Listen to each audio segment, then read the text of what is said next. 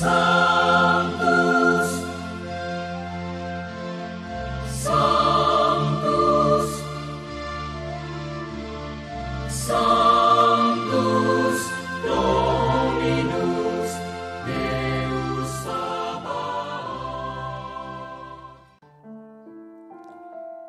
Bapak, Ibu, dan saudara-saudariku yang terkasih dalam Tuhan kita Yesus Kristus, salam sejahtera untuk kita semua. Berkat Allah yang Maha Kuasa senantiasa menyertai kita. Marilah kita mendengarkan dan merenungkan bacaan-bacaan kitab suci hari Rabu, tanggal 10 Mei tahun 2023. Bacaan pertama dari Kisah Para Rasul bab 15 ayat 1 sampai 6. Beberapa orang datang dari Yudea ke Antiokhia dan mengajar kepada saudara-saudara di situ. Jikalau kamu tidak disunat menurut adat istiadat yang diwariskan oleh Musa, kamu tidak dapat diselamatkan. Tetapi Paulus dan Barnabas dengan keras melawan dan membantah pendapat mereka itu. Akhirnya ditetapkan supaya Paulus dan Barnabas serta beberapa orang lain dari jemaat itu pergi kepada rasul-rasul dan penatua-penatua di Yerusalem untuk membicarakan soal itu. Mereka diantar oleh jemaat sampai keluar kota, lalu mereka berjalan melalui Fenisia dan Samaria, dan di tempat-tempat itu mereka menceritakan tentang pertobatan orang-orang yang tidak mengenal Allah.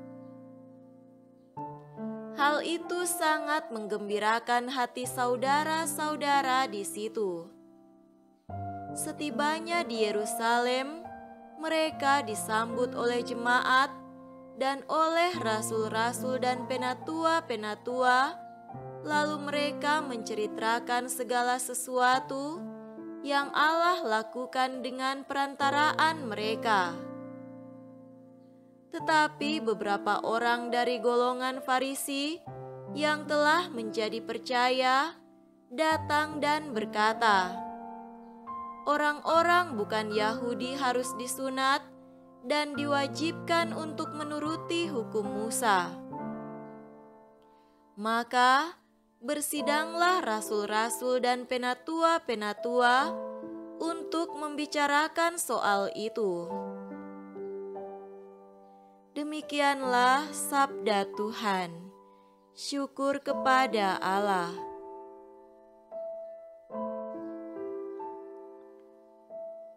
Semoga Tuhan beserta kita sekarang dan selama-lamanya.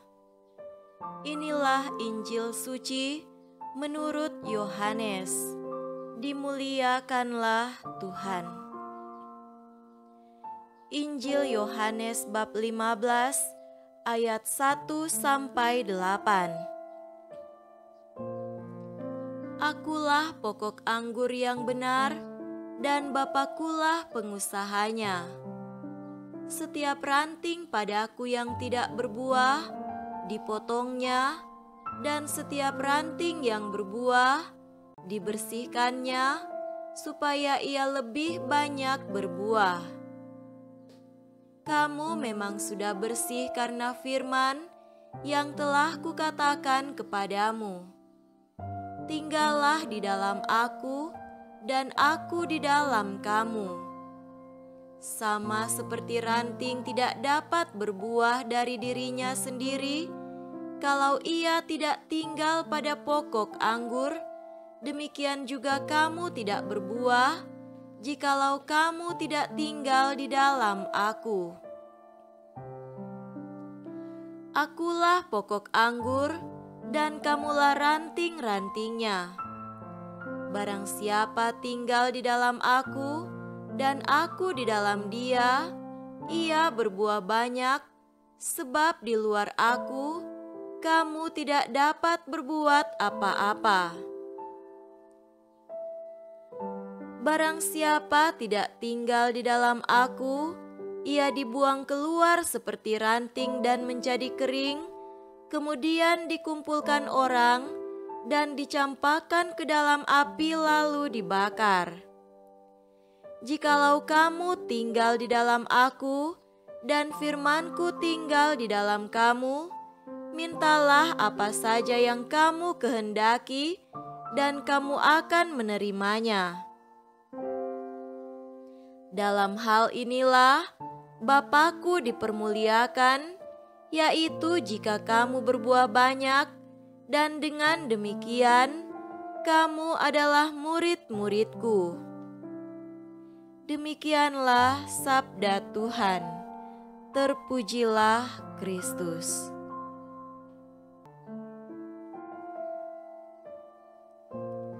Saudara-saudariku yang terkasih dalam Tuhan kita Yesus Kristus, tema renungan kita pada hari ini adalah bukan hanya kontemplasi, tetapi pengalaman mistik.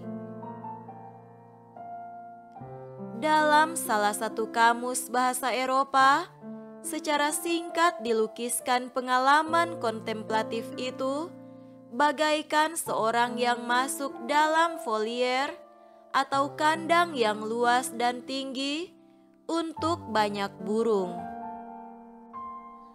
Orang itu mengalami suasana burung di sekitar beterbangan, ada yang hinggap di dahan sambil berkicau, ada yang mencari makan di dekatnya, ada yang berkejar-kejaran dengan pasangannya, ada yang menyuapi anaknya dan sebagainya. Orang itu dilingkupi oleh suasana kehidupan aneka burung, bisa merasa seakan menjadi bagian hidup burung.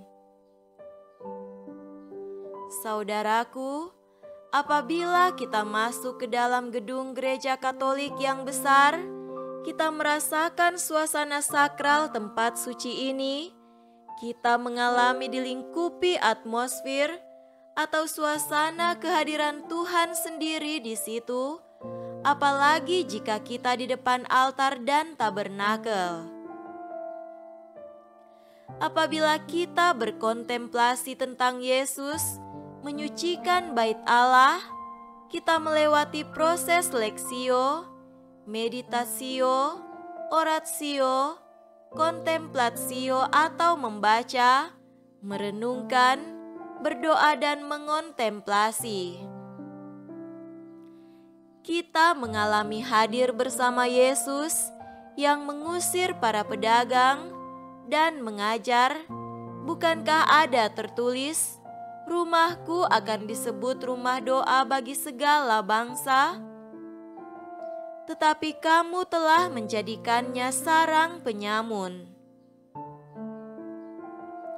Kita meresapkan kehadiran Yesus dan ajarannya. Tetapi ketika kita merenungkan sabda Yesus, akulah pokok anggur dan kamulah ranting-rantingnya, kita terdesak bergeser dari kontemplasi ke pengalaman mistik. Kita tidak tinggal dalam pengalaman kehadiran Yesus, melainkan kita didesak oleh Yesus mengalami bahwa kita adalah bagian hidup Yesus. Tanpanya kita tak bisa berbuat apapun. Kita bukan hanya berjumpa dengan Yesus, melainkan mengalami, mau tidak mau, de facto kita adalah bagian hidup Yesus, dan hanya dalam Yesus kita hidup. Barang siapa tidak tinggal dalam aku, ia dibuang keluar seperti ranting dan menjadi kering, lalu dibakar. Tanpa bersatu dengan Dia, kita mati. Bersatunya Tuhan dengan umat ini terjadi atas inisiatif Allah melalui inkarnasi. Tetapi bersatunya kita dengan Tuhan ini bukan hanya inisiatif dari Allah, melainkan tanggung jawab kita untuk mempertahankan atau mewujudkannya. Yesus meminta kita untuk aktif. Tinggallah dalam aku, dan aku di dalam kamu. Persatuan ini bukan hanya de facto, melainkan juga proses, bukan hanya anugerah dari Allah, melainkan juga tanggung jawab kita untuk mewujudkan, mengalami, menikmati sedemikian rupa sehingga berbuah. Saudara-saudariku terkasih, mengapa pengalaman mistik ini disampaikan Yesus dalam bentuk perintah yang mendesak? Sekurang-kurangnya ada dua alasan. Para murid dan para pengikut Yesus yang berada dalam penganiayaan berada pula dalam bahaya terlepas dari Yesus dan lenyap. Yang kedua, biarpun dalam penganiayaan, tetapi jikalau tetap bersatu dengan Yesus, maka tetap bisa berbuah banyak. Penganiayaan tak menghalangi umat Kristen berbuah kasih bila umat tetap bersatu dengan Yesus.